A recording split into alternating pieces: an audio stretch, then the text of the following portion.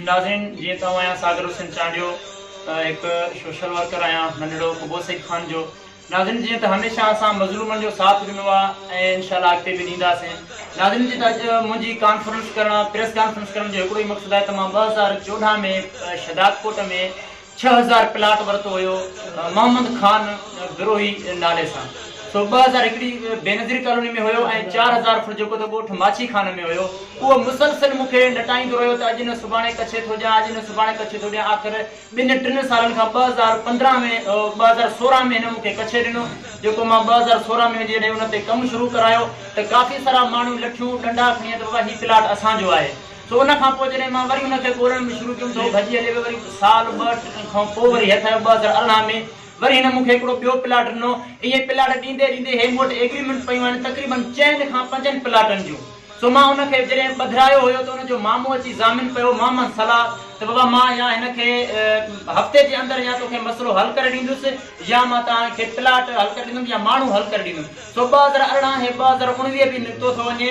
उन खां पोइ 4 जॻहियुनि ते मूंखे प्लाट ॾिनो वियो जेके जिते बि मां ग़रीब माण्हू हिकु सोशल वर्कर आहियां, मां तमामु हिकिड़ो ग़रीब ख़ानदान जो माण्हू आहियां। मां जॾहिं बि वञा थो हर हिकु प्लाट ते 5 खां 6 माण्हू अची था निकिरनि त बाबा असांजा आहिनि असांजा आहिनि। सो ख़ुदा मां अपील थो कयां असांजो SHO A section DSP शदादकोट SSP कंबर ऐं DIG लाड़काणे खे अपील थो कयां त बराए महिरबानी हिन कब्ज़ा ग्रुप जे जेके बि आहिनि उन्हनि खां महिरबानी करे मुंहिंजी जेका एराज़ी आहे मूंखे ॾिनी वञे। हीउ फ़ैसिलो बि करायो वियो, हीउ मूं वटि पर्ची पई आहे, अमीर इमरान पंद्राणी वटि हीउ फ़ैसिलो बि करायो वियो त असां तोखे 6000 हिकु जॻह ते था ॾियूं। उन 6000 में खान मोहम्मद जेको हिन जो मामो आहे ऐं मोहम्मद सलाह ॿई वेही करे मूंखे 6000 फुट हिकु जॻह ते कच्छे ॾिनो।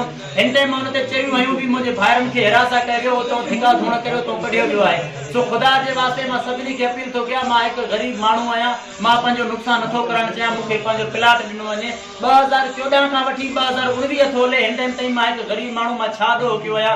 इहो ख़ुदा मां तमामु जेके सोशल दोस्त आहिनि उनखे अपील थो कयां त मुंहिंजो साथ ॾियो। मां हिकु ग़रीब माण्हू हिकु सोशल वर्कर आहियां, मां हमेशह ग़रीबनि मज़लूमनि जो साथ ॾिनो आहे। हीउ मूंसां अहिड़ो मसइलो थो हले, जेको माफ़िया ग्रुप आहे असांजे शदादकोट में, सो उन्हनि खे बेनकाब कयो वञे ऐं SSP खे नोटिस वठणु घुरिजे। मां हुनखे बि अपील थो कयां SHO A सेक्शन शदादकोट DSP जेको आहे त शदादकोट खे अपील थो कयां, SSP कंबर खे हथ ॿधी अर्ज़ु थो कयां त मां हिकु सोशल वर्कर हिकु नंढड़ो माण्हू आहियां। सो बराए महिरबानी मुंहिंजी मदद कई वञे, इहो प्लाट जेको आहे त मूंखे क्लियर करायो ॾिनो वञे।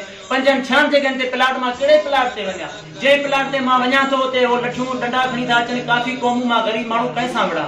सो ख़ुदा मां सभिनी दोस्तनि खे हथ ॿधी अपील थो कयां त बराए महिरबानी मुंहिंजो साथ ॾियो ऐं SSP कंबर शदादकोट खे बि अपील थो कयां त बराए महिरबानी इन माण्हुनि खे या त गिरफ़्तार करे मूंखे प्लाट क्लियर कराए ॾिनो वञे। छो त मां जॾहिं हिनखे ॿधायो त मोहम्मद सलाह हिन जी हिमायत पियो करे, हिनखे मोहम्मद सलाह थाणे खां कढायो, उते लिखी ॾिनो अथई मोहम्मद सलाह त मां या इहो प्लाट तोखे हल कराए ॾींदुमि मसइलो या तोखे असां जेको आहे त माण्हू मां पेश कंदुमि। सो ॿियो साल गुज़रियो थो वञे, न मूंखे माण्हू मिलियो, न छा हिकु जॻह मूंखे ॾिनो, उहा बि पंहिंजे तरीक़े सां खपाए छॾियो, मूंखे ॿुधायो बि न वियो आहे। मां ग़रीब माण्हू आहियां, ख़ुदा मुंहिंजा भाटिया मुंहिंजा भाणेजा जेके दरपदर आहिनि स्कूल नथा वञी सघनि, असां देहात में था रहूं। सो बराए महिरबानी मूंखे प्लाट क्लियर कयो ॾिनो वञे। मां ग़रीब माण्हू हिकु सोशल वर्कर कुबोसिक खान जो आहियां। वॾी महिरबानी।